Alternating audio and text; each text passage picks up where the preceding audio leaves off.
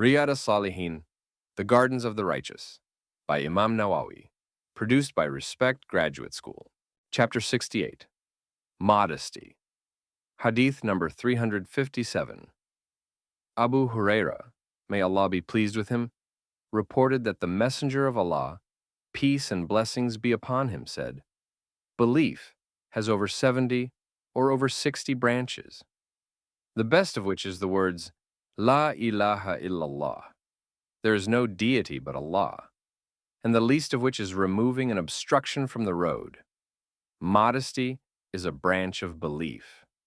Sahih al-Bukhari, Iman 3, Sahih Muslim, Iman 58. Hadith number 358, narrated in Sahih al-Bukhari, Adab 72, Sahih Muslim, Fadail 67. Abu Sa'id al-Khudri, may Allah be pleased with him, said, "The Messenger of Allah, peace and blessings be upon him, was more modest than a virgin in her tent. When he saw something he disliked, we could see it in his face.